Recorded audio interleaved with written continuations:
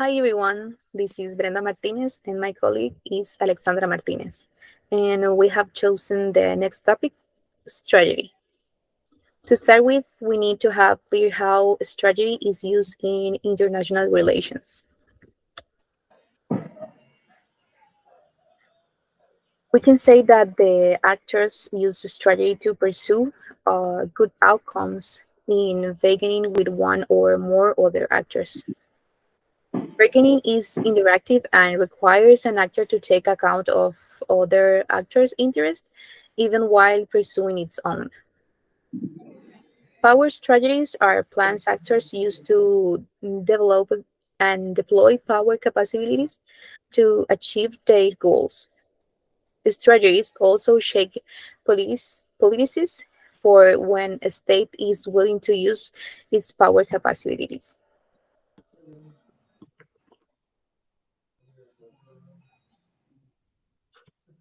A really good example of this is China. Its strategic actions in recent years exemplifies the concept of strategy as rational deployments of power capabilities. China's central foreign policy goals is to prevent the independence of Taiwan, not risking war by declaring independence. Taiwan instead has engaged its diplomacy to gain influence in the world. Its lobbies, the US Congress, asked for admission to the UN and other world organizations, and grants foreign aid to countries that recognize Taiwan government.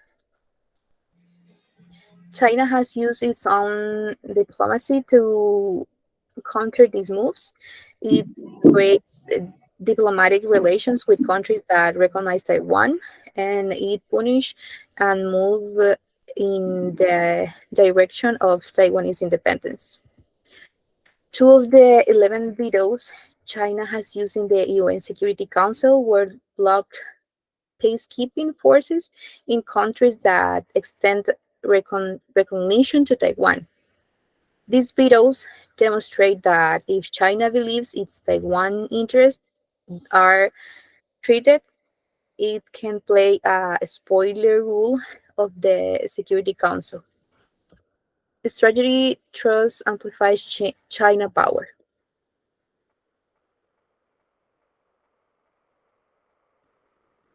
Moving on, we have two types of strategy. The first one, the strategy of deterrence, use a threat to punish another actor if it takes certain negative actions, especially attacking one own state or one allies. If the if difference works, its effects are almost visible. Its success in measure in attacks that did not occur. The second one is a strategy of compellence, sometimes used after deterrence fails, refers to the threat of force to make another actor take some actions.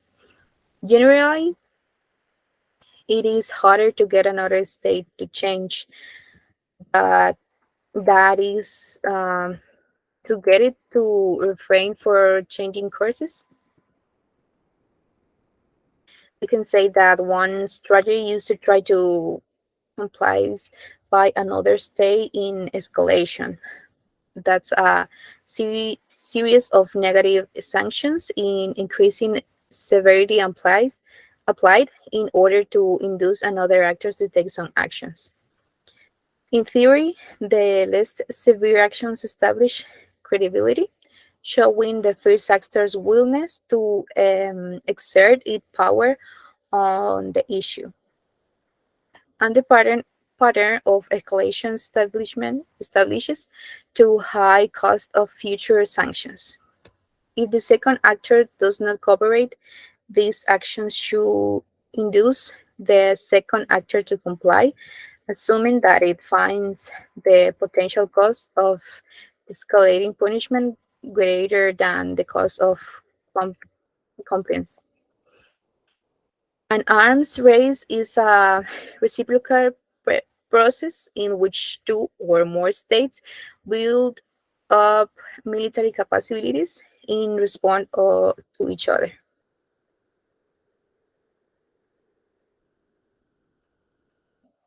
About the rationality in international relations, the most realist and many non-realist assume that those who wield power while engaging in statecraft behave as rational actors in their effort to influence others.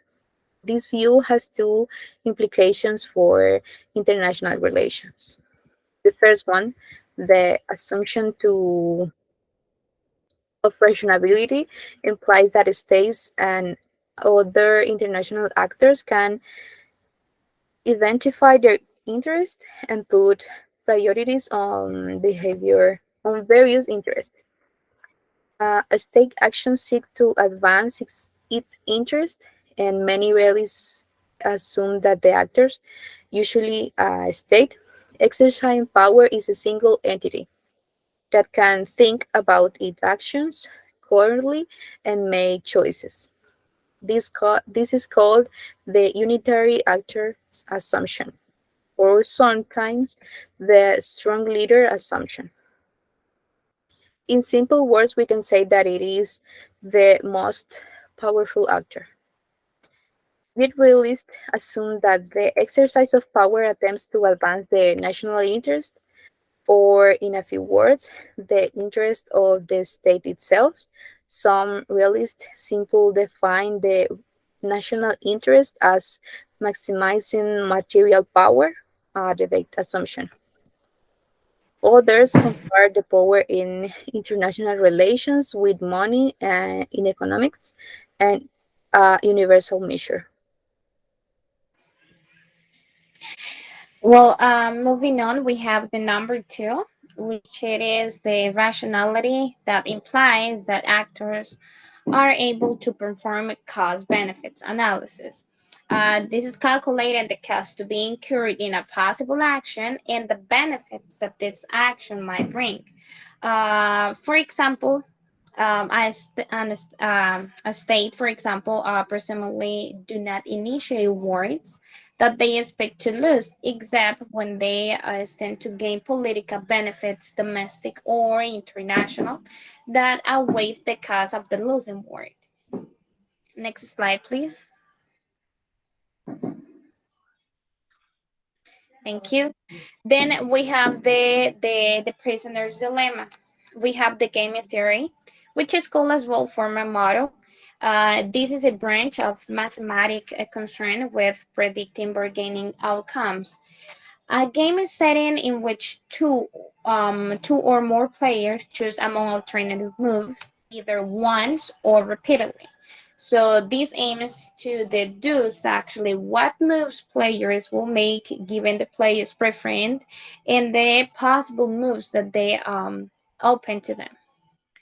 This concept actually was first used in international relations and then in the 50s and 60s to try to understand the US Soviet nuclear war contingencies. Moves were decisions to use nuclear weapons in certain ways and payoffs were outcomes of the war.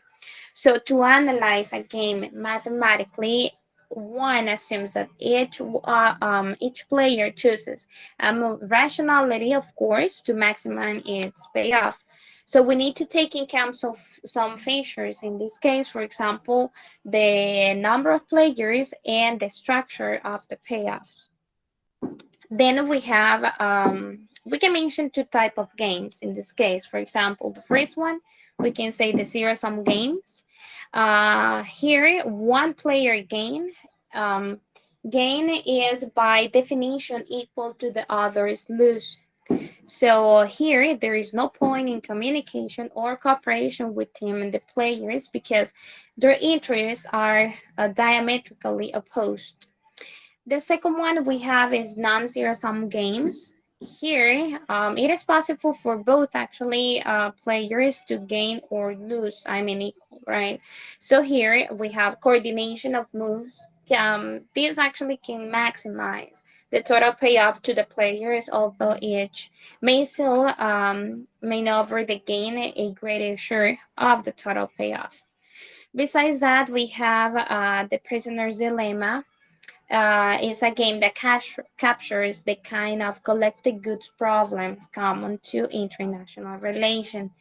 So here, international relations scholars have analyzed many other games beyond the prisoner's dilemma. A really good example of this can be chicken. Here, for example, are two male teenagers speeding toward a head collision, right?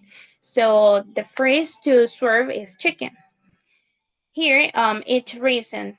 If he doesn't swerve, then I must. But if he swerves, then I won't. So the player who first commits irrevocably to not to swerve, for example, by throwing away the steering wheel or putting on like a blind off while behind the wheel, will win. So applying this example to the real, let's say to the real life, right? This is something what happened in the past, for example, in the 1962. The Cuban Missile Crisis, for example, some scholars argued that President John F. Kennedy won by seeming ready to risk nuclear war if the Soviet Premier Nikita Khrushchev did not back down and remove Soviet missiles from Cuba. So game theory often studies interdependent decisions to outcome for each player depends on the actions of the other. So to conclude, we can say in simple words that the strategy depends on the interest that a country has so that they can identify which type of game they're going to play. And till here is our presentation. So thank you very much.